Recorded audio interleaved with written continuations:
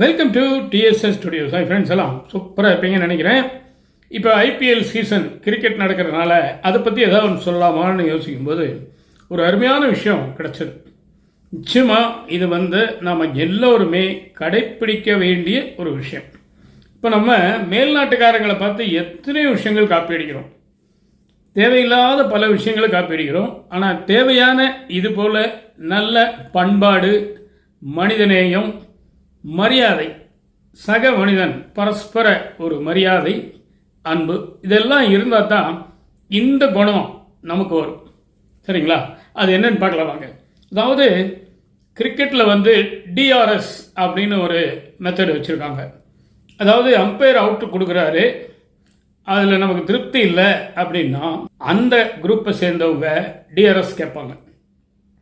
உடனே என்ன பண்ணுவாங்க, அந்த ஆக்ஷன் ரீப்ளேயில் ஸ்லோவாக போட்டு பார்ப்பாங்க. அது பேட்டில் படுதா, காலில் படுதா, எப்படி என்ன அப்படின்னு பார்த்து ஒன்றா அவுட் கொடுத்தது கரெக்டுன்னா அவுட்டுன்றுவாங்க. இல்லை தவறாக அவுட் கொடுத்துட்டா உடனே அம்பையர் இப்படி கையை வச்சுட்டு அவுட் இல்லை அப்படின்னு சொல்லிடுவார். அம்பையர்கள் சொல்கிறது பெரும்பாலும் சரியாக தான் இருக்கும். ஆனாலும் அவர்களும் மனிதங்க தானே. அந்த மனிதர்களால் சில சமயங்கள் சில கவனிக்க முடியாத விஷயங்களால் இந்த மாதிரி நடக்கும். அடிக்கடி நடக்காது, எப்போவாவது நடக்கும். இந்த மாதிரி டிஆர்எஸ் கேட்கும்போது பொதுவாக எல்லாருமே ஆக்ரோஷமாக அப்படி தான் கேட்பாங்க. ஏன் அப்படின்னா, நீ தவறாக அவுட் கொடுத்துட்ட, அவுட் இல்லை அப்படின்னோ, இல்லை அவுட் கொடுக்கணும், அவுட் ஆகிட்டார் அவர், நீ கொடுக்கல அப்படின்னோ ஏதோ ஒரு காரணத்தில் அந்த மாதிரி கேட்பாங்க. அப்போது நியூசிலாந்து பிளேயர் ஒருத்தர் கேன் வில்லியம்சன் அப்படின்னு ஒரு பிளேயர், அருமையான பிளேயர், நல்ல ஒரு விளையாடக்கூடிய மனிதர், ஸ்போர்ட்டிவான மனிதர்னா அவர் தான் நம்ம சொல்லணும். ஏன் அப்படின்னா, ஒரு அம்பையர் ஒருத்தர்கிட்ட சொன்னது தான் இப்போ நான் சொல்கிறேன் உங்ககிட்ட.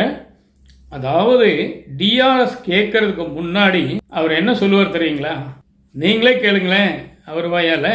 Kane Williamson, I'm sorry, I'm sorry, I'm sorry.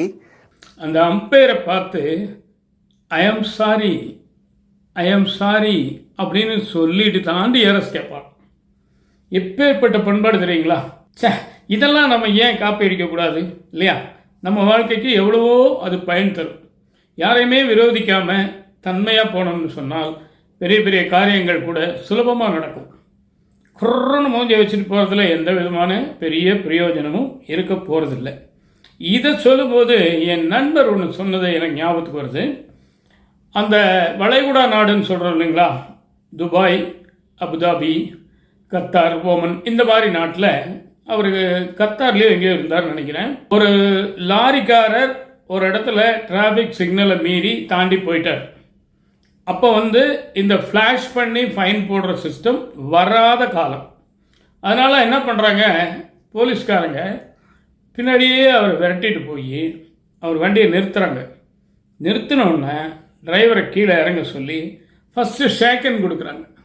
Driver தப்பு பண்ணியிருக்காரு, சிக்னலை மீறி போயிருக்காரு, தண்டிக்கலாம், கண்டிக்கலாம், நிறையா அவர் மேலே காரணங்கள் இருந்தாலும் கிளாட் டு மீட் யூங்கிற மாதிரி கை கொடுத்துட்டு, ஐயா நீங்கள் இந்த மாதிரி சிக்னலை மீறி வந்துட்டீங்க, என்ன பனிஷ்மெண்ட் தெரியுமா உங்களுக்கு அப்படின்னு சொல்லிட்டு அவர் எந்த இடத்துல அந்த சிக்னலை மீறினாரோ அந்த இடம் வரைக்கும் அவர் கூடவே வண்டியை ஓட்ட சொல்லி மறுபடியும் அந்த சிக்னல் தாண்டி அவரை விட்டுருவாங்களாம். அப்படின்னா என்ன அர்த்தம்? கிட்டத்தட்ட அவர் 50 கிலோமீட்டரோ 100 கிலோமீட்டரோ வந்திருக்கலாம் அந்த தூரம். இதான் உனக்கு பனிஷ்மெண்ட். மறுபடியும் நீ அந்த தூரத்தை கடக்கணும். இப்போ என்ன சிக்னல் இருக்கோ அதை ஒபே பண்ணி நீ ஓட்டு அப்படிங்கிற மாதிரி சொல்லி மன்னிச்ச மாதிரியும் இருக்கும், தண்டிச்ச மாதிரியும் இருக்கும், மன வருத்தம் வராது.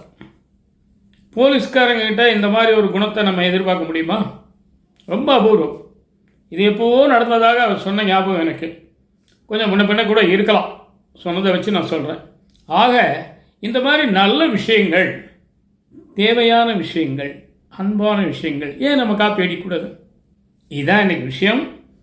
கேன் வில்லியம்சனுக்கு ஒரு பெரிய வாழ்த்து சொல்லிட்டு உங்கள் கருத்துக்களை எதிர்பார்க்குறேன். மீண்டும் அடுத்த எபிசோடில் சந்திப்போமா? அதுவரை உங்களிடம் வந்து விடைபெறுவது உங்கள் அன்பன் டி. சண்முக சுந்தரம், போத்தனூர், கோயம்புத்தூர். நன்றி, வணக்கம்.